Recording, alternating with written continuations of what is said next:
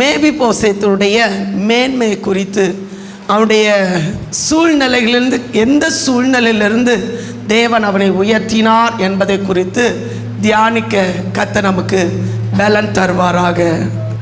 ஆமென். ஹல்லேலூயா. சத்தமா ஒரு ஆமென் சொல்லுங்க பார்க்கலாம். ஆமென். வாசிங்க பார்க்கலாம். 2 சாமுவேல் 4வது அதிகாரம் 4வது வசனத்தை எடுத்தவர்கள் வாசிக்கலாம். 2 சாமுவேல் 4வது அதிகாரம் 4வது வசனம். சவுல்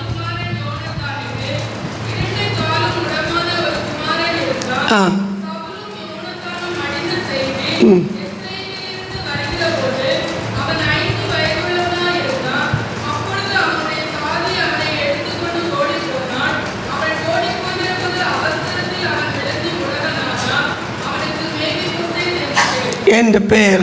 ஆமென். சவுலின் சன்னதியில் பிறந்த யோனத்தானுடைய மகன், இன்னும் சொல்லப்போனால் சவுலுடைய பேரன் யோனத்தானுடைய மகன் யாரு? இந்த மேபிபோசேத். பொதுவாக சவுல் ராஜாவாக இருந்த காலத்தில் அவன் அரண்மனையிலே பிறக்கப்பட்ட ஒரு மனிதன் தான் இந்த மேபிபோசேத். ராஜா வம்சத்தில் பிறக்கப்பட்டதுனால அவனுக்கு நல்ல ஒரு ராஜ மரியாதை பிறக்கும்போது அவனுக்கு கொடுக்கப்பட்டிருந்தது. நல்ல நிலைமையில் பிறந்தவன் தான் இந்த மேபிபோசேத். அழகாக இருக்கிறான், நல்ல கை கால் உள்ளவன், நல்லா நடக்கிற ஸ்டேஜு. 5 வயது வரையிலும் அவன் நடந்து தெரிந்து தன்னுடைய காரியத்தை நிறைவேற்றி வந்த ஒரு மனிதன். திடீரென்று யுத்தத்துக்கு கடந்து சென்ற சவுலும் யோனத்தானும் மாண்டு போன செய்தி சவுல் குடும்பத்தாருக்கு வந்தபோது வேதத்தில் சொல்லப்பட்டிருக்கு, புதிய ஒரு ராஜா வர்றதுக்கு முன்னால் அந்த ராஜா வரும்போது சவுலினுடைய ராஜ வம்சத்தில் இருக்கிற அத்தனை பேரையும் கொன்று விடுவது பரம்பரையாக நடந்த ஒரு காரியம். அப்போ சவுலும் யோனத்தானும் மடிந்து போன செய்தி கேள்விப்பட்ட உடனே சவுலின் சன்னதியில் இருக்கிற அத்தனை பேரையும் கொன்று விடுவதற்கான ஆணை பிறப்பிக்கப்பட்டது. அந்த நேரத்தில் தான் இவனுடைய தாதி இவனை அவசரத்தில், வா நீயும் மாண்டு போயிடக்கூடாது, நீயும் அவங்களோடு கூட செத்து போயிடக்கூடாது என்பதற்காக தூக்கி கொண்டு ஓடின நேரத்தில் அவனுக்கு ஏற்பட்ட ஒரு ஆக்சிடென்ட், அல்லனா ஒரு ஆபத்து, ஒரு விபத்து, எதிர்பாராத விதமாக இன்னொருவருடைய தவறுதல் நிமித்தம் கை தவறி கீழே விழுந்தது நிமித்தம் அவசரமாக, அவன் எவ்வளோ வேகமாக ஓடி இருக்கணும் நீங்கள் கொஞ்சம் யோசித்து பாருங்கள். அவன் எவ்வளோ வேகமாக ஓடினா அந்த பிள்ளை கீழே விழும்போது 2 காலும் உடையிற அளவுக்கு அவனுடைய வேகம் எப்படி இருந்திருக்கும்னு கொஞ்சம் யோசித்து பார்த்தா நிச்சயமாகவே அது வேதனைக்குரிய ஒன்றாக காணப்படும். மேபிபோசேத்தை பாதுகாக்கணும் என்ற எண்ணத்தோடு தான் அவருடைய தாதி அவசரத்தில் கொண்டு ஓடுகிறத நம்ம பார்க்கணும். உனக்கு ஒரு சாவு வரக்கூடாது, உனக்கு ஒரு வேதனை வரக்கூடாது என்று சொல்லி தான் நல்ல எண்ணத்தோடு தான் எடுத்துக்கொண்டு ஓடுகிற நேரத்தில் இவனுடைய வாழ்க்கையிலே முடமாக்கப்பட்ட ஒரு அனுபவத்துக்கு அவன் தள்ளப்பட்டான். ஆமென். ஹல்லேலூயா. கொஞ்சம் யோசித்து பாருங்க. கால் முடமாயிடுச்சு, கால் நடக்க முடியலை. இப்போது அடுத்தவங்களுடைய உதவியோடு தான் அவன் இருக்க வேண்டும். ஆனாலும் அவனுடைய சூழ்நிலையை பார்க்கும்போது ரொம்ப மோசமான ஒரு நிலைமைக்கு அவன் தள்ளப்பட்டிருந்தான். நல்லா புரிந்து கொள்ளணும். இவனுக்கு பயந்து ஒரு வனாந்திரமான, ஏன்னா இவங்க கொன்று விடக்கூடாது, பாதுகாக்கப்படணும், சவுலின் சன்னதியில் ஒருவர் காணப்படணும் என்பதற்காக இவனை ஒரு வனாந்திரமான ஒரு இடத்துல யாருக்கும் தெரியாமல் அவனை என்ன செய்தாங்கன்னா பத்திரப்படுத்தினார்கள் என்று வேதத்தில் சொல்லப்பட்டிருக்கு. வாசித்து பாருங்க. ஆமென். 2 சாமுவேல் 2:3 வசனத்தை வாசிங்க. 3:4.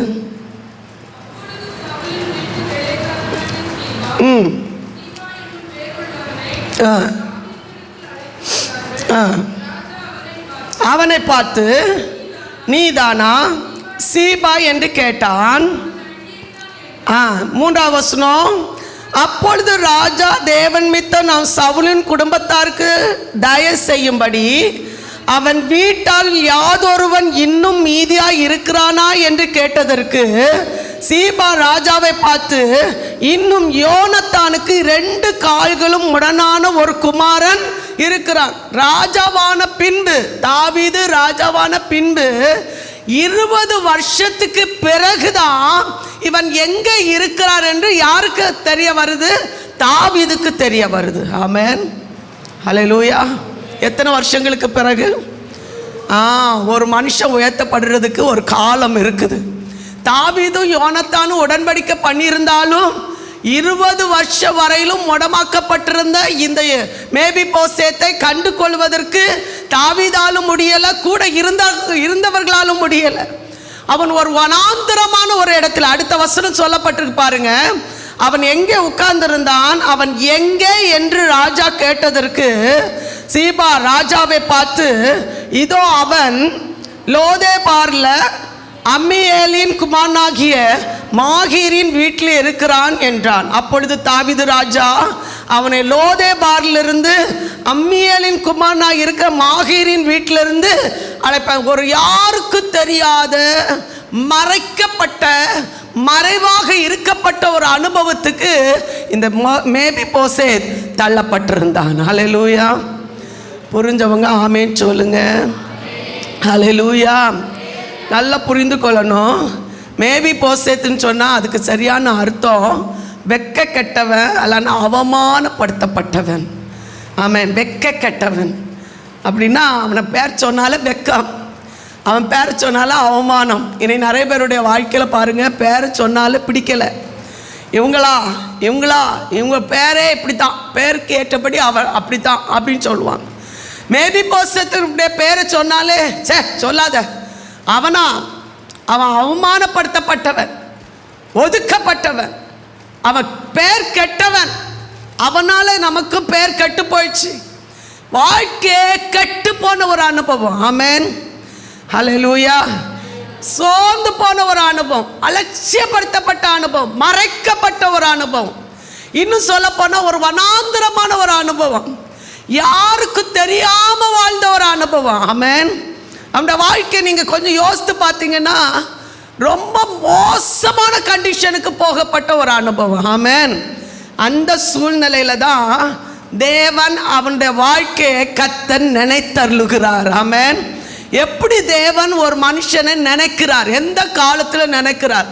உடனே நினைச்சாரா? இல்லை. 20 வருஷம் வரல. அவன் நினைச்சிருந்தா, உடன்படிக்கை பண்ணப்பட்டதுனால தாவீது நினைச்சிருந்தா ஆரம்பத்திலிருந்தே மேபிபோசேத்துக்கு என்ன செய்திருக்கலாம்? உதவி செய்திருக்கலாம். ஆனால் உதவி செய்ய முடியாத ஒரு சூழ்நிலையில மேபிபோசேத் என்ன செய்யப்பட்டிருக்கன்னா மறைக்கப்பட்டிருக்கிறான். ஆமென், ஹல்லேலூயா. நாம் வளர்றதுக்கு முன்னால, நாம் பெருகிறதுக்கு முன்னால, நம்ம ஆசீர்வதிக்கிறதுக்கு முன்னால, நாம் உயர்த்தப்படுகிறதுக்கு முன்னால, தேவன் நம்மை கனப்படுத்தணும்னு நினைக்கிறதுக்கு முன்னால, நம்மளை உருவாக்குவதற்காக சில நாட்களை தேவன் நம்மளை மறைத்து வைத்திருக்கிறார். ஹல்லேலூயா. யாருக்கு தெரியாது, யாருக்கு தெரியாமல் மறைக்கப்படுகிற ஒரு அனுபவம். அந்த மறைக்கப்பட்ட ஒரு அனுபவத்தில் தான் தேவன் அவர்களை உயிர்ப்பிக்க தேவன் போதுமானவர் என்பதற்கு இவன் ஒரு சாட்சி. ஹல்லேலூயா. முதலாவது கவனமாக கவனிக்கணும், யார் இவன் நினைக்கப்பட்டான், நினைக்கப்படுவதற்கான காரணங்கள் என்ன?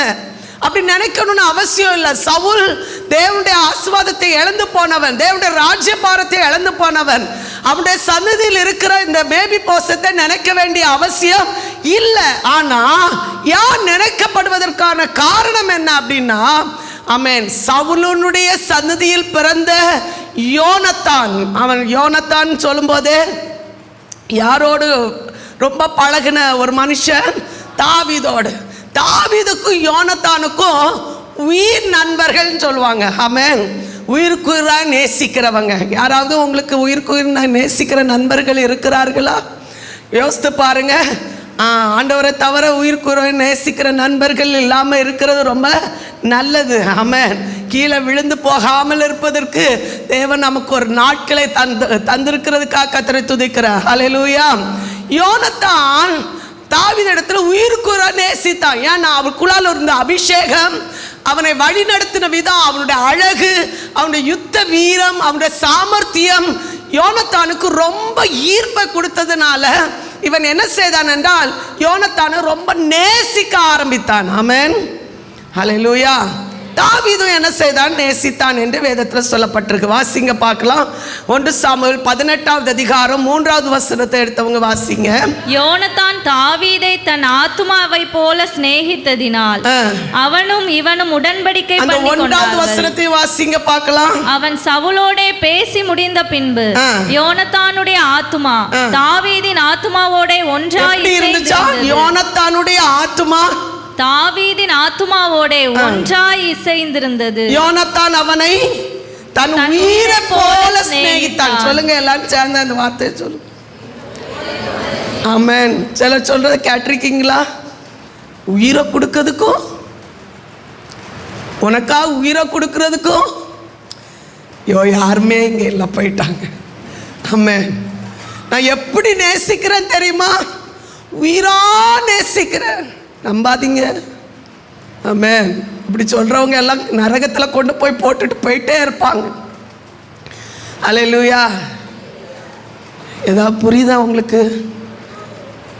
ஆனால் யோனத்தானும் தாவீதுடைய நேசம் ஒரு ஸ்திரீயை நேசிக்கிறதை காட்டிலும் அதிகமான நேசம் அவங்களுக்குள்ள இருந்துச்சான். ஆமென். புரியல? வசனத்தை வாசித்து பார்க்காங்க, ஏதாவது தப்பை கண்டுபிடிச்சிடலாமா? ஆமென். அந்த வசனத்தை அப்படிதான் சொல்லியிருப்பாருங்க. ஒருக்க கூட வாசிங்க பார்க்கலாம். யோனத்தானுடைய ஆத்மா தாவீதின் ஆத்மாவோட எப்படி இருந்ததா? ஒன்றாய் அப்படின்னா 2 இல்லை, ஒன்றாய் இசைந்திருந்தது போல யோனத்தான் அவனை தான் உயிரை போல சிநேகித்தான். அடுத்து 3வது வசனம் என்ன சொல்லுது? யோனத்தான் தாவீதை தன் ஆத்துமாவை போல சிநேகித்ததினால் அவனும் இவனும் உடன்படிக்கை பண்ணிக்கொண்டார்கள். 2 பேரும் உடன்படிக்கை பண்ணிக்கொண்டாங்க. ஒரு ஆமென் சொல்வீங்களா? ஹல்லேலூயா. சிநேகித்தவங்க தான் 2 பேரும் என்ன செய்வாங்க? உடன்படிக்கை பண்ணுவாங்க. உடன்படிக்கை பண்றவங்க ரொம்ப பாக்கியசாலிகள். ஆமென். ஹல்லேலூயா. உடன்படிக்கை பண்ணிட்டாங்க அப்படின்னாலே அந்த உடன்படிக்கை விட்டு விலகாமல் பாதுகாத்து கொள்ள வேண்டியது மிகவும் அவசியம். ஒரு ஆமென் சொல்லுங்க. பக்கத்தில் இருக்கவங்களை பார்த்து சொல்லுங்க, உடன்படிக்கை பண்ணவங்க உடன்படிக்கை மீறி நடக்காதீங்கன்னு சொல்லுங்க பார்க்கலாம். உடன்படிக்கை பண்ணாதவங்க சொல்ல வேண்டாம். உடன்படிக்கை பண்ணியிருக்கீங்களா? உடன்படிக்கை மிஞ்சி ஒரு வார்த்தை கூட, ஒரு லிமிட்டுக்கு மிஞ்சி ஒரு மனுஷனை என்ன செய்யக்கூடாது? போகவே கூடாது. ஒரு லிமிட்டு நமக்கு கர்த்தர் ஒரு லிமிட்டு தந்திருக்கிறார், ஒரு எல்லை தந்திருக்கிறார். அந்த எல்லைக்கு மிஞ்சி ஒருத்தரும் என்ன செய்யக்கூடாது? போகவே கூடாது. போனால் அதுக்கு விரோதமான ஒரு துரோகம் ஏற்படுகிறது என்பதை அறிந்து கொள்ள வேண்டும். ஹல்லேலூயா. அவங்க அப்படிதான் என்னதான் உடன்படிக்கை பண்ணிட்டாங்க. அவங்களுக்குள்ளால பண்ண உடன்படிக்கை என்ன ரொம்ப முக்கியமான ஒன்று இல்லை, நம்ம அறியணும்ல. வாசிங்க பார்க்கலாம். 1 சாமுவேல் 20வது அதிகாரம் 14வது வசனத்திலிருந்து 17வது வசனம் வரையிலும் அவங்க பண்ணின உடன்படிக்கை குறித்து அதில் சொல்லப்பட்டிருக்கு. வாசிங்க. நான் உயிரோடு இருக்கையில் நான் சாகாதபடிக்கு கர்த்தரின் நிமித்தமா எனக்கு தயை செய்ய வேண்டிய என்ன செய்யணும்? உயிரோடு இருக்கிற காலம் வரைக்கும் எனக்கு என்ன செய்யணும்? தயை செய்யணும். உயிரோடு இருக்கிற காலம் வரையிலும் நான் சாகாதபடிக்கு எனக்கு தயை செய்யணும். முதல் உடன்படிக்கை. நம்பர் 2, கர்த்தர் தாவீதின் சத்துருக்களாகிய ஒவ்வொருவரையும் பூமியின் மேல் இராதபடிக்கு வேர் அறுக்கும் போதும் நீர் என்றைக்கும் உமது தயவை என் வீட்டை விட்டு அகற்றி விடாமலும். அந்த வார்த்தை பாருங்க. தாவீதின் சத்துருக்களாகிய ஒவ்வொரு பேரும் பூமி மேல் இராதபடிக்கு வேர் அறுக்கும். அதுக்கு அர்த்தம் என்ன? என்னைக்கா ஒரு நாள் நீர் ராஜாவாக வருவீர். சத்துருக்களாகிய சவுலின் குடும்பத்தாரை நீர் வேரோடு அறுத்து போடுவீர். அந்த வேரோடு அறுத்து போடுற இடத்துல என்னுடைய சன்னதிகளை நீங்க என்ன செய்திடக்கூடாது? அழித்து போடக்கூடாது. அந்த வார்த்தை பாருங்க, நீர் என்றைக்கும் உமது தயவை என் வீட்டை விட்டு அகற்றி விடாமல் இருக்க வேண்டும் என்றார். ஹல்லேலூயா. நம்பர் 2, என் வீட்டை விட்டு உன் தயவை என்ன செய்யக்கூடாது? அகற்றி விடக்கூடாது. நம்பர் 3 கீழே பாருங்க, இப்படி யோனத்தான் தாவீதின் குடும்பத்தோடு உடன்படிக்கை பண்ணி தாவீதுடைய சத்துருக்களின் கையில கர்த்தர் கணக்கு கேட்பாராக என்று சொல்லி யோனத்தான் தாவீதை மிகவும் சிநேகித்தபடியினால் பின்னும் அவனுக்கு ஆணையிட்டான், நான் தன் உயிரை சிநேகித்தது போல அவனே என்ன செய்தான். ஹல்லேலூயா. சத்தமா ஆமென் சொல்லுங்க. 2 உடன்படிக்கை என்னெல்லாம் சொல்லுங்க பார்க்கலாம். தான் உயிரோடு இருக்கிற கால வரையிலும் சாகாதபடிக்கு உடைய தயவு எனக்கு இருக்கணும். நம்பர் 2 என்னது சொல்லுங்க பார்க்கலாம்.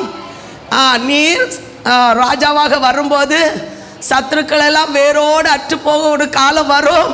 அந்த நாட்களில் என் வீட்டை விட்டு முழுவதும் உடைய தயவை விட்டு போகாதபடி தயவு பாராட்ட வேண்டும் என்று சொல்லி 2 விதமான உடன்படிக்கையோடு தாவீதோடு அவர் உடன்படிக்கை பண்ணினார். ஹல்லேலூயா.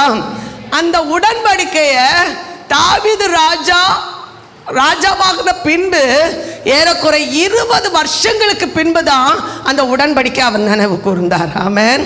எத்தனை வருஷங்களுக்கு பின்பு? ஆமென். நம்மளை நினைக்கிறதுக்கு ஒரு நாள் வருது. மொர்தெகாயை நினைக்கிறதுக்கு ஒரு நாள் வந்துச்சு. உலகத்தில் உள்ள மனுஷங்களுக்குள்ளாலேயும் ஒரு தயவு நமக்கு வேணும், தேவனிடத்திலிருந்து தயவு நமக்கு ஒன்று வேணும். ஆமென். 2 தயவும் இல்லாமல் தேவனுடைய சமூகத்தில் ஆசீர்வாதங்களை நம்ம என்ன செய்ய முடியாது?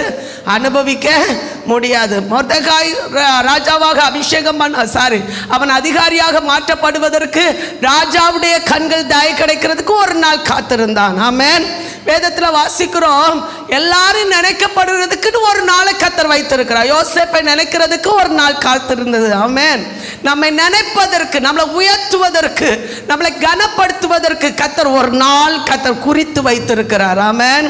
எத்தனை பேர் விசுவாசிக்கிறீங்க? என்னைக்கும் இந்த நிலைமையில கர்த்தர் வைக்க மாட்டார். என்னைக்கு நம்ம கீழ்த்தரமா இருக்க வைக்க மாட்டார். என்னைக்கும் ஆமென் மனுஷன் கையில விட்டு கொடுத்து ஆமென் கேவலமா காயப்படுத்துற அளவுக்கு தேவன் ஒரு நாள் விட்டு கொடுக்க மாட்டார். என்றைக்கும் கர்த்தர் இதே நிலைமையில கர்த்தர் வைக்க மாட்டார். என்றைக்கும் கர்த்தர் நம்மளை உயர்த்தி நிறுத்துவதற்கு ஒரு நாளை கர்த்தர் குறித்து வைத்திருக்கிறார். அந்த நாள் மேபிபோசேத்துக்கு வந்த போதோ அவன் கண்டு தேடி கண்டுபிடிக்கக்கூடிய ஒரு நிலைமைக்கு அவன் கர்த்தர் கொண்டு வந்து நிறுத்தினார். ஹல்லேலூயா. சத்தமா ஆமென் சொல்லுங்க பார்க்கலாம். இப்போ தாவீதுக்கு பண்ண உடன்படிக்கை அவன் நினைவு கூர்ந்த போது சவுலுக்கு வேலைக்காரனாக இருந்த சீபாவை கண்டுபிடிக்கிறார். ஆமென். யார் அது? சவுலுக்கு வேலைக்காரனாக இருந்தவன்.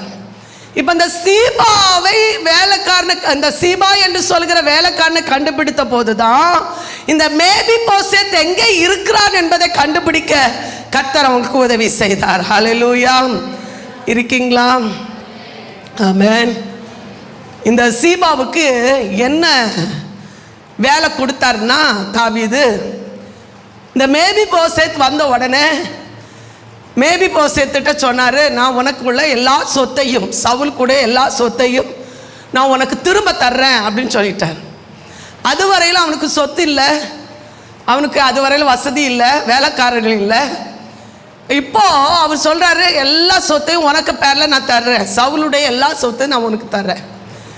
அந்த சொத்துக்களில் விவசாயம் செய்து பராமரிப்பதற்கு இப்போ பொறுப்பு யார் கையில் கொடுக்குறாருன்னா அந்த சீபா என்று சொல்லுகிற வேலைக்காரன் கையில் ஒருத்தர் கொடுக்குறார். இவன் என்ன செய்கிறான்? அதை பராமரித்து மேபிபோசேத்துக்கு கீழே அத்தனை பேரும் வேலை செய்கிற அளவுக்கு தாவீது என்ன செய்தார்? கனப்படுத்தினார். யார? இந்த மேபிபோசேத். ஹல்லேலூயா. சவுலுக்கு இருந்த வேலைக்காரர்களை இப்போ மேபிபோசேத்துக்கு வேலைக்காரர்களாக அவன் மாற்றினான். ஆமென். அவனுக்கு இருக்கிற சொத்துக்களை பராமரிப்பதற்கு இவர்களை என்ன செய்தார்? ஏற்படுத்தி இவனை ஒரு தலைவனாக கர்த்தர் அந்த இடத்துல ஏற்படுத்தினார். விசுவாசிக்கிற ஒரு ஆமென் சொல்லுங்க. ஒதுக்கப்பட்டிருந்தவன் இப்போ என்ன செய்யப்படுகிறான் என்றால் சவுலுக்கு வேலைக்காரனாக இருந்த சீபா, நிறைய பேர் அவங்க வேதத்தில் சொல்லப்பட்டிருக்கு, அவனுக்கும் 15 பிள்ளைகள் இருந்தாங்க, 20 வேலை ஆட்கள் இருந்தாங்களாம். யாருக்கு? இந்த சீபா என்று சொல்லுகிற வேலைக்காரனுக்கு 15 பிள்ளைகள் இருந்தாங்களாம், 20 வேலை ஆட்கள் இருந்தாங்களாம். இவங்க எல்லாரும் இப்போ யாருக்கு உதவியா இருக்கிறாங்க தெரியுமா? இந்த மேபி போசேத்துக்கு உதவியா இருக்கிறாங்க. ஹல்லேலூயா. கர்த்தர் கனப்படுத்தணும்னு நினைச்சா ஆமென், கீழ்த்தரமாக இருக்கிற நிலைமையிலிருந்து மேல்தரத்துக்கு கொண்டு வரும்போது யாரெல்லாம் இவங்களை அற்பமாக எண்ணினாங்களோ அவங்களுக்கு இவங்க மேலாக இருந்து அதிகாரம் செலுத்துகிற அளவுக்கு கர்த்தர் சூழ்நிலைகளை கர்த்தர் என்ன செய்கிறார்? மாற்றுகிறார். ஆமென். மூன்றாவது பாருங்க, தாவீதும் மேபி போசேத்துக்கும் நடந்த சில சம்பவங்கள் ரொம்ப முக்கியமானது. நம்ம இப்போ வாசித்த அந்த வேத பகுதிக்கு நேராக உங்களுடைய சிந்தனைகளை திருப்புங்க. 2 சாமுவேல் 9வது அதிகாரத்துக்கு நேராக உங்களுடைய சிந்தனைகளை திருப்புங்க. இப்போ தான் மேபி போசேத்தை கண்டுபிடித்து மேபி போசேத் தாவீதுக்கு முன்பாக கடந்து வரும்போது நடந்த ஒரு சம்பவத்தை தான் இந்த இடத்துல நம்ம வாசிக்க கேட்டோம். 6வது வசனத்தை வாசிங்க பார்க்கலாம். சவுலின் குமாரனாகிய யோனத்தானின் மகன் மேவிபோசேத் தாவீதினிடத்தில் வந்தபோது முகங்குப்புற விழுந்து வணங்கினார். முகங்குப்புற ரொம்ப பயத்தோட வர்றார். ஏற்கனவே கொலை செய்து நிறைய பேர் மாண்டு போன சூழ்நிலையில நம்ம கொல்வதற்கு தான் தாவீதை நம்ம அழைக்கிறாரோ, நமக்கு ஜீவன் போக போகுதோ, இனி என்ன நடக்க போகுதோ தெரியல என்று ஒரு பயத்தோடு தான் தாவீதிடத்துல இந்த மேபி போசேத் வருகிறார். பயத்தோடு வந்து முகங்குப்புற விழுந்து பணிந்த போது அவருடைய வாயிலிருந்து புறப்பட்ட ஒரு வார்த்தை என்ன தெரியுமா? மேபி போசேத்தே. ஹல்லேலூயா. ஆமென். தெரியாத ஒருத்தர், ஒரு ராஜா அவருடைய பேரை சொல்லி கூப்பிட்ட உடனே அந்த பேபி போசத்துக்கு இருந்த ஒரு சந்தோஷம் என்ன தெரியுமா? அறியப்படாத இருந்த என்ன இந்த ராஜா என்னுடைய பேரை கூப்பிட்டு மேபி போசேத்தேன்னு சொல்கிறாரே என்ற ஒரு சந்தோஷம் அவரோட முகத்தில் காணப்பட்டது. ஆமென். ஹல்லேலூயா. அதுவரை எப்படி பயந்து வந்தார்னா, நமக்கு வாழ்க்கை முடிஞ்சிச்சு, இனி அடுத்த கட்டம் இல்லை அப்படின்னு நினச்சிட்டு வந்த மேபி போசேத்துக்கு ஒரு இரக்கம் அந்த ராஜாவுடைய கண்களில் கிடைத்தது. ஹல்லேலூயா. அந்த வசனத்தை நீங்க வாசித்து பாருங்க. மேபி போசேத்தே என்றான், அவன் இதோ அடியேன் என்றான். 7வது வசனம், தாவீது அவனை பார்த்து பயப்படாதே, உன் தகப்பனாகிய யோனத்தான் நிமித்தம் நீ பயப்படாதே, உன் தகப்பனாகிய யோனத்தான் நிமித்தம் நான் நிச்சயமா உனக்கு தயவு செய்து. ஆமென். யார் நிமித்தம்? ஆமென். நீங்க ஈசாக்கை உயர்த்தின அந்த அனுபவத்தை நீங்க வாசிக்கும் போது பாருங்க, அதுக்குள்ள ஒரு வார்த்தை எழுதப்பட்டிருக்கும், ஆபிரகாமின் மித்தம் ஈசாக்கை நான் ஆசீர்வதிக்கிறேன்னு சொல்லுவாங்க. ஆமென். ஆபிரகாமின் மித்தம், ஈசாக்கின் மித்தம், ஹல்லேலூயா, முற்பிதாக்களின் மித்தம்.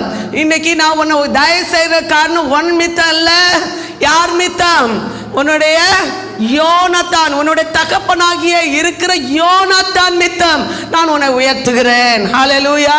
நான் உன்னை தயவு பாராட்டுகிறேன். நமக்கு முன்னால போகிற ஆமென் முற்பிதாக்களுடைய தயவு ஆமென் வாழ்நாள் முழுதும் நமக்கு கிடைக்கிறது என்பதற்கு இது ஒரு அடையாளம். ஆமென். முற்பிதாக்கள் தேவனுடைய சமூகத்தில் நேசித்த நேசங்கள் இன்றைக்கும் நம்முடைய தலைமுறைகளுக்கு அது ஆசீர்வாதமாக கர்த்தர் கொடுத்திருக்கிறார் என்பதில் சந்தேகமே இல்லை. விசுவாசிக்கிற நல்ல கையில தட்டி ஒரு ஆமென் சொல்லுங்க பார்க்கலாம். ஆமென். உன்னுடைய யோனத்தான் மித்தம், யோனத்தான் தாவீதிடத்தில் அன்பு செலுத்தின நிமித்தம், உயிருக்கு உயிராய் நேசித்தது நிமித்தம், ஆமென், உனக்கு நான் இந்த தயவை செய்வதற்கு நான் உண்மை உள்ளவனாக இருக்கிறேன் என்று சொல்லி மேபி போசேத் இடத்துல ஆமென் அந்த இரக்கத்தை அவன் வெளிப்படுத்துகிறத நாம் இந்த இடத்துல பார்க்க முடியும். ஹல்லேலூயா. எத்தனையோ நாட்களுக்கு முன்பாக அவன் தன்னுடைய வாழ்க்கையில யாருமே இல்லை, எனக்கு உதவி செய்ய யாரும் இல்லை என்று சொல்லுகிற இடத்துல தான் அவன் கர்த்தர் ஒரு இரக்கத்தை பாராட்டுவதற்கு தாவீதுக்கு ஒரு நினைவு கொடுத்து கர்த்தர் ஆசீர்வதிக்க அவர் திட்டம் வைத்திருந்தார். ஹல்லேலூயா. ஆமென். மனுஷனுக்கு நினைவு வரக்கூடிய ஒரு நாள் வரும். கர்த்தர் நம்மளை நினைவு வரும்போது கர்த்தர் நம்மளை என்ன செய்வார்? உயர்த்தி நிறுத்துவார். ஆமென். வாசித்து பாருங்க அந்த 7வது வசனம் ஒரு முறை கூட அந்த மேல அது நீ பயப்படாதே, உன் தகப்பனாகிய யோனத்தான் நிமித்தம் நான் நிச்சயமாய் உனக்கு தயவு செய்து தகப்பனாகிய சவுலின் நிலங்களை எல்லாம் உனக்கு திரும்ப கொடுப்பேன், நீ என் பந்தியில் நித்தம் அப்பம் புசிப்பாய். முக்கியமா பகுதியை இந்த இடத்துல சொல்றார் பாருங்க. பயப்படாத, யோனத்தான் மித்தம் உனக்கு நிச்சயமா தயவு செய்வேன். நம்பர் 2, தகப்பனாகிய சவுலின் நிலங்கள் எல்லாம் உனக்கு திரும்ப. இதுவரை யார் கையில் இருந்துச்சு? தாவீது கையில் தான் இருந்துச்சு. ஆமென். தாவீது கையில் இருந்த நிலங்கள் எல்லாம் நான் உனக்கு சொந்தமாக தர விரும்புகிறேன். 3வது, நீ என் நித்தமும் என் பந்தியில் என்ன செய்வா? பங்கெடுப்பாய். ஆமென். ரசமும் சோறும் அவியலும் சாப்பிட்டுட்டு இருந்த மேபி போசேத்துக்கு எல்லாரும் இருக்கீங்களா? ஆமென். என்ன சாப்பாடு கிடச்சி? ஆமென். ராஜா வீட்டு சாப்பாடு. ஒரு நாள் 2 நாள் இல்லை, வாழ்நாள் முழுதும் நித்தமும். ஹல்லேலூயா. நித்தமும் நடத்துறது எவ்வளோ சந்தோஷமான காரியம். விருந்து சாப்பாடு ஒரு நாள் தான், விருந்தும் மருந்தும் 3 நாள் தான். ஆமென். உங்கள் வீட்டுக்கு விருந்துக்காரங்க வந்தாங்கன்னா ஒரு நாள் நல்லா ஓடி ஆடி பயங்கரமாக விருந்து கொடுப்போம். அவங்க மறந்து போயிடுவாங்க. பரவாயில்ல, நமக்கு 1 மாதம் இல்லை 1 வருஷம் கூட இந்த வீட்டில் இருந்துடலாம் அப்படின்னு நினைக்கிற அளவுக்கு விருந்து சாப்பாடு பயங்கரமாக இருக்கும். முதல் நாள் ரொம்ப வேகமாக இருக்கும், 2வது நாள் கொஞ்சம் குறையும், அடுத்து 3ஆவது நாள் கொஞ்சம் கூட குறையும், அடுத்து யோசிக்க ஆரம்பிக்கும், இது எப்போ இந்த வீட்டை விட்டு எப்போ. ஆமென். போயிட்டா போதும்னு இருக்கும். ஆமென். போயிட்டா போதும், இனி நம்மளால் முடியாது. ஹல்லேலூயா. எல்லாரும் விழிப்பாக இருக்கீங்கன்னு நினைக்கிறேன். ஒரு ஆமேன் தான் சொல்லிடுங்களேன். ஹல்லேலூயா. அதுக்கப்புறம் விருந்து சாப்பாடு இருக்காது. ஆனால் யோனத்தான் மித்தம் மேபி போசேத்துக்கு கால் முடவனாக இருந்த அவனுக்கு, யாருக்கும் ஆதரவில்லாது இருந்த அவனுக்கு, இப்போ அரண்மனையில் ராஜா சாப்பிட்ற விருந்தில் நித்தமும் சாப்பிடக்கூடிய ஒரு பங்கை கர்த்தர் பெற்றுக்கொள்ள கிருபை கொடுத்தார். ஹல்லேலூயா. எத்தனை பேர் ஆமென் சொல்கிறீங்க? கர்த்தருடைய தயவை பெறுகிற பிள்ளைகளுக்கு நித்தமும் அவருடைய தயவு நமக்கு கிடைக்கும், அவருடைய ஆசீர்வாதம் நமக்கு கிடைக்கும். அது ஒரு வசனம் அழகாக இருக்குது பார்த்தீங்களா? நித்தமும் நான் உன்னை நடத்தி. இன்னைக்கு பிள்ளைகளுக்கு கர்த்தர் கொடுக்குற வாக்குத்தத்தம் அதுதான். மகா வறட்சியான காலங்களில் எலும்புகளை நினைவுள்ளதாக்குவேன், நீ வற்றாத நீரூற்றை போல் இருப்பா. இதுதான் கர்த்தர் தருகிற ஆசீர்வாதங்கள் ஒன்று. ஆமென். நித்தமும் நடத்த ஆரம்பிச்சிட்டாருன்னா குறைவே வருவதில்லை. ஆமென். அதுவரை கண்டுடாமல் இருந்த மேபி போசத்துக்கு இன்னைக்கு அவனை கூட்டிகிட்டு போகிறதுக்கு ஆள், அவன் வேலைக்காரர்கள் சுற்றிலும் வேலைக்காரங்க, அவனுக்கு நல்ல ட்ரெஸ்ஸு போட்டு கொடுக்கறதுக்கு ஆள், அவனை வழி நடத்துறதுக்கு ஆள், அவனுக்கு வருமானங்களை கொண்டு வந்து கொடுக்கறதுக்கு ஆட்கள், இப்படி பல விதத்திலையும் தேவன் அவனை உயர்த்தி நிறுத்தினார். ஹல்லேலூயா. வாசிங்க பார்க்கலாம், தொடர்ந்து 8வது வசனத்தை வாசிங்க. அப்பொழுது அவன் வணங்கி செத்த நாய், இந்த வார்த்தை பாருங்க, செத்த நாயை போல் இருக்கிற என்ன நீர் நோக்கி பார்க்கிறதுக்கு உமது அடியான் மாத்திரம். எல்லாம் சேர்ந்து அந்த வார்த்தையை எல்லாம் சேர்ந்து வாசிக்கலாமே. அப்பொழுது அவன் வணங்கி செத்த நாயை போல் இருக்கிற என்னை நீ நோக்கி பார்க்கிறதுக்கு உம்முடைய அடியான் ஏமாத்திரம். இப்ப எவ்வளவு ஒட்டஞ்சு போயிருப்பான், எவ்வளவு நொந்து போயிருப்பான். தன்னோட வாழ்க்கையில யாருமே இல்லையே, இனி முடிவுதான் அப்படின்னு நினைச்ச இடத்துல தான் செத்த நாயை போல இருந்த என்ன நோக்கி பார்ப்பதற்கு நான் ஏமாத்திரம். ஹல்லேலூயா. தாவீது வீடெல்லாம் கட்டி முடிச்ச உடனே இப்படி ஒரு சின்ன ஜெபம் பண்ணுவேன். ஆண்டவரே, என்னையும் என் குடும்பத்தையும் என் வீட்டை நினைப்பதற்கு நான் ஏமாத்திரம். ஹல்லேலூயா. அவன் கர்த்தருடைய பார்வையில் அப்படி ஒரு வார்த்தை சொன்னான். இப்போ மேபி இப்போ சேர்த்து தாவீதை பார்த்து இப்படி ஒரு வார்த்தை சொல்கிறான். நீ ராஜா, நான் சாதாரணமான ஒரு செத்த நாயை போன்றவன், அது உயிரற்ற ஒன்று. என்னை நோக்கி பார்ப்பதற்கு நான் எம்மாத்திரம். ஹல்லேலூயா. பார்வையில், மனுஷனுடைய பார்வையில், நம்முடைய பார்வையில் நம்ம பொருட்டில்லை தான். ஆனால் கர்த்தருடைய பார்வையில் விலையேற பெற்றவர்கள். எத்தனை பேர் விசுவாசிக்கிறீங்க? மனுஷனுடைய பார்வையில் அற்பமாக எண்ணப்பட்டவர்கள் தான். ஆனால் கர்த்தருடைய பார்வையில் நாம் ஜீவன் உள்ளவர்கள். கர்த்தர் நம்மை கொண்டு கர்த்தர் இன்னும் மேன்மை பாராட்ட அவரால் முடியும். நம்மை கொண்டு அநேகருக்கு ஆசீர்வாதமாக இருக்க முடியும் என்று விசுவாசிக்கிறவங்க மாத்திரம் கையில் தட்டி ஒரு ஆமேன் சொல்லுங்க பார்க்கலாம். இன்றைக்கு சிலருடைய வாழ்க்கையில் ஆமேன் ஒதுக்கப்பட்டிருந்த இடத்திலிருந்து கர்த்தர் தூக்கி எடுத்து ஆமென் எந்த இடத்துல உயர்ந்த ஸ்தானங்களை கொண்டு வந்து இருத்த வேண்டுமோ அந்த இடத்துல கொண்டு வந்து நிறுத்தி அழகு பார்க்க என் தேவனால முடியும் என்று விசுவாசிக்கிற தேவனுடைய பிள்ளைகள் எல்லாரும் ஒரு ஆமென் சொல்லுங்க. அவன் மறைக்கப்பட்டிருந்தான் 20 வருஷங்கள். அவன் மறைக்கப்பட்டிருந்தான். யாருக்கு தெரியாம இருந்தான். ஒதுக்கி வச்சிருந்தாங்க. யாருக்கு தெரியக்கூடாது.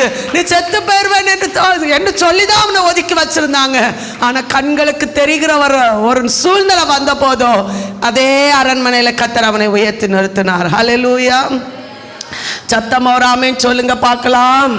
அந்த 9வது வசனம் வாசிங்க பார்க்கலாம்.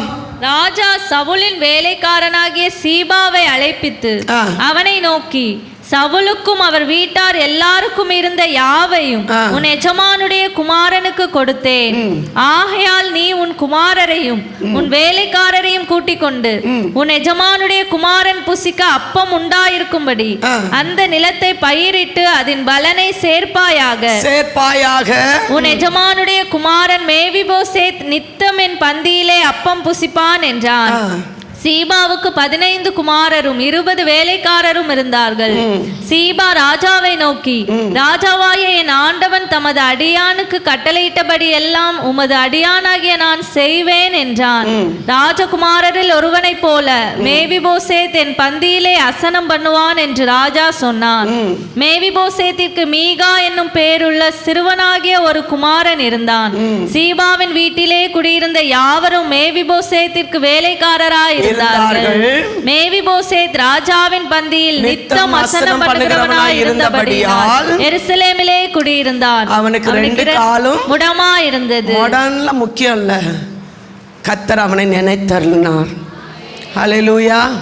இதே அதிகாரத்தில் 2-3 முறை தாவீது உச்சரிச்சிருக்கிறார். என்னுடைய பந்தியில் அவர் பங்கெடுப்பார், என்னுடைய அசனத்தில் அவர் இருப்பார். பந்தியில் பங்கெடுக்கிறது தேவன் கொடுக்கிற ஒரு பெரிய பாக்கியம். கர்த்தருடைய பந்தியில் பங்கெடுப்பது தேவன் கொடுக்கிற ஒரு பெரிய பாக்கியம். ஹல்லேலூயா. தாவீதோடு கூட இருப்பது, ராஜஸ்தானத்தில் இருப்பது, ராஜாவுடைய பிள்ளைகள் ஆமென் இருந்து சாப்பிடக்கூடிய இடத்துல இந்த மேவிபோசேத் உட்கார்ந்து சாப்பிடுவது தேவன் கொடுத்திருக்கிற ஒரு பெரிய பாக்கியம். ஆமென். பிள்ளைகள் ஸ்தானத்தில் அவன் உட்கார்ந்திருந்தான். ராஜாவுடைய பிள்ளைகள் ஸ்தானத்தில் மேவிபோசேத் உட்கார்ந்திருந்தான். ஆமென். புரிஞ்சவங்க ஆமென் சொல்லுங்க பார்க்கலாம். சாதாரணமான ஒரு மனுஷனை கர்த்தர் உயர்த்தி நிறுத்தின போது ஆமென் குழியிலிருந்து, குப்பையிலிருந்து, ஆமென் யாருக்கு தெரியாத இடத்துலேருந்து தேவன் அவனை உயர்த்தி நிறுத்துகிறார். ஆமென்.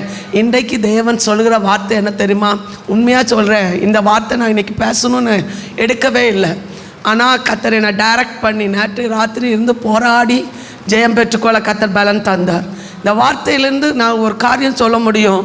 யாரோ ஒருத்தர் தன்னுடைய வாழ்க்கையில் நான் செத்து போயிட்டேனே, வாழ்க்கையில் ஒன்றுமே இல்லையே, என் வாழ்க்கையில் முடிஞ்சிச்சே, என்னோடய ஆவிக்குரிய ஜீவன் முடிஞ்சிச்சே, நான் மறைக்கப்பட்டிருக்கிறேனே, யாருக்கும் தெரியாமல் இருக்கிறேனே, எல்லாராலும் ஒதுக்கப்பட்டிருக்கிறேனே, எல்லாரும் வேதனைப்படுத்துகிறாங்களே, கேவலமாக பேசுகிறாங்களே, காயப்படுத்துகிறாங்களே, இப்படி சொல்லிட்டு இருக்கிற உங்களை பார்த்து தான் கர்த்தர் சொல்கிறாரு, உயர்த்தக்கூடிய ஒரு நாள் மேவிபோசேத்துக்கு வந்தது போல ராஜஸ்தானத்தில் அவனை நிறுத்தி அழகு பார்த்த தேவன் இன்றைக்கு நமக்கு உயிர் கொடுக்க, உயிர்ப்பிக்க சர்வ வல்லமுள்ள தேவனாய் கிறிஸ்து இன்றைக்கு நம்மத்தில் இறங்கி வந்திருக்கிறார். ஆமென்.